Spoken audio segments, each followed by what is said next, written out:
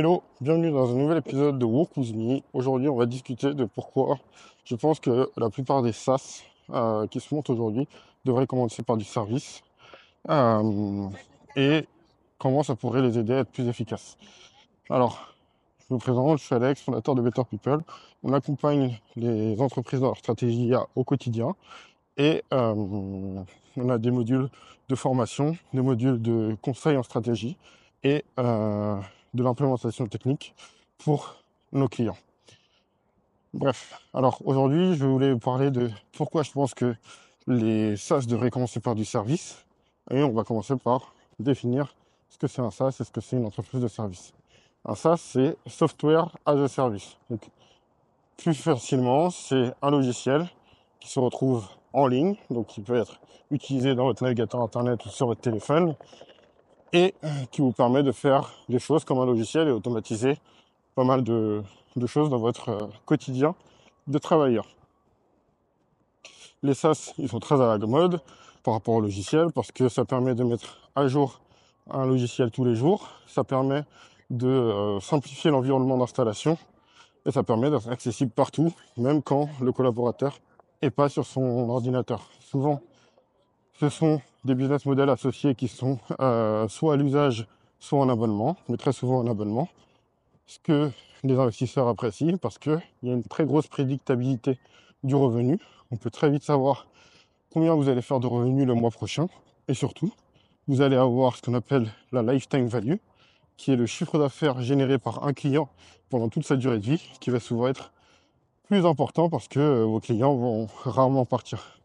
Et donc plutôt que de les faire payer à l'installation du logiciel un coût d'entrée, vous pouvez les facturer tous les mois pendant 3, 4, 5, 6 ans et ça va vous rapporter beaucoup plus que ce que vous auriez pu facturer en one shot.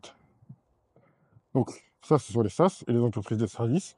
Ce sont des entreprises comme les cabinets de conseil, ce sont des entreprises qui vont faire la tâche à votre place avec des personnes ou de l'informatique ou un mélange des deux et qui vont facturer pour avoir fait ce service. Souvent, il n'y a pas d'abonnement, souvent c'est pas mal du one-shot et les compétences et les services que vous réalisez sont soit ponctuels, soit vont être internalisés par l'entreprise cliente à terme. Donc ça intéresse beaucoup moins les investisseurs et par conséquent les entrepreneurs qui veulent faire des grosses boîtes. Le sujet, c'est que aujourd'hui, moi, dans ce que j'observe pour les entrepreneurs avec lesquels je discute et avec lesquels je peux travailler, c'est que souvent, ce sont des assez mauvais vendeurs. Ils ont du mal à vendre et ils essayent de se concentrer surtout sur les premières fois que les gens entreprennent, donc les néo-entrepreneurs, primo-entrepreneurs, first-time entrepreneurs, vous mettez ça comme vous voulez, vont essayer de se concentrer sur le produit parce que se disant qu'ils sont ou réalisant ou ayant un peu conscience qu'ils ne sont pas de très bons vendeurs, ils vont essayer de faire le meilleur produit. Comme ça, le produit se vendra tout seul. Et en fait, en essayant de faire le meilleur produit qui se vend tout seul, eh ben, personne n'entend parler de leur solution, aussi bonne soit-elle. Et il y a peu de chances aussi qu'elle soit cohérente avec les attentes du marché et des clients potentiels. Et donc, le fait de faire du service, ça permet de se forcer à vendre déjà, de se forcer à travailler avec les clients et de comprendre manuellement, ou en tout cas beaucoup plus manuellement, comment résoudre un problème pour des clients. Et ensuite, de le vendre déjà beaucoup plus cher. Donc quand on arrivera à l'automatiser, on pourra le vendre moins cher, mais on aura l'habitude de vendre ce service. Et de pouvoir discuter vraiment tous les jours avec ses clients. Et en fait, si vous faites un software un SaaS de comptabilité, par exemple, le fait de pouvoir faire un peu de comptabilité, de pouvoir faire de la compta à la main ou d'optimiser le process d'un cabinet comptable à la main pendant 3 mois, 6 mois, 1 an, déjà ça va vous permettre de créer du capital parce que vous allez pouvoir le vendre plus cher que votre SaaS la plupart du temps. Ensuite, ça va vous faire de l'expérience sur le sujet de la comptabilité et la comptabilité externalisée. Ça va vous permettre de comprendre les problématiques réelles des clients, le niveau d'information que vous devez avoir et quelles sont les latences qui peuvent arriver dans la collecte d'informations pour pouvoir faire votre travail. Ensuite, vous pouvez progressivement commencer à automatiser un maximum de votre produit et vous concentrer aussi sur les tâches qui ont un fort ROI, donc qui sont les plus chronophages et qui apportent le plus de valeur pour le client pour que ça augmente vos marges, jusqu'au moment en fait où votre SaaS permet au client de travailler tout seul. Et en fait, si vous arrivez à un stade où votre SaaS permet au client de travailler tout seul, bah, vous n'avez plus besoin de faire ce travail manuel et vous pouvez le vendre sous forme d'abonnement.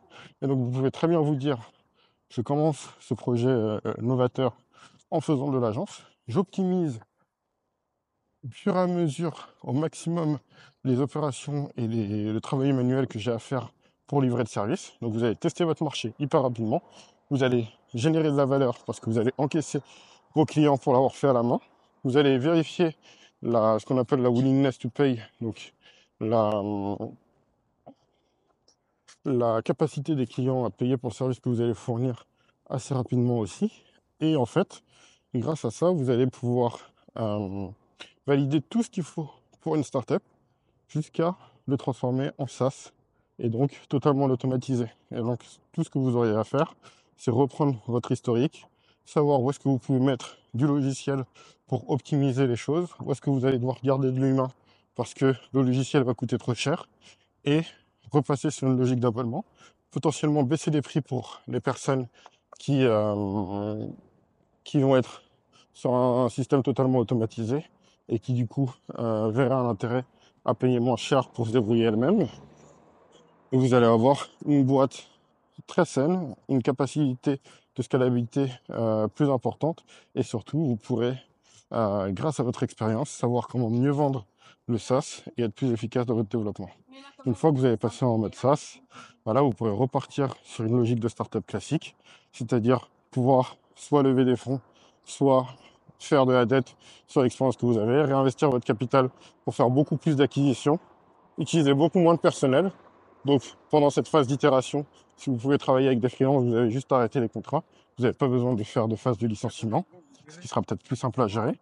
Et ensuite, vous allez pouvoir développer votre produit de la même manière que vous avez développé votre agence. Mais comme vous aurez beaucoup moins de coûts opérationnels, eh ben, vous aurez beaucoup plus d'argent à réinvestir dans sa croissance et vous pourrez être dominant sur votre marché assez rapidement. Voilà, c'était tout. C'était une vidéo assez courte. Je vous dis à la prochaine. Si vous connaissez des gens que ça peut intéresser, ce genre de vidéo, n'hésitez pas à leur partager, liker, commenter, abonnez-vous. Ça nous aide à développer des projets. Et je vous dis à la prochaine. Salut!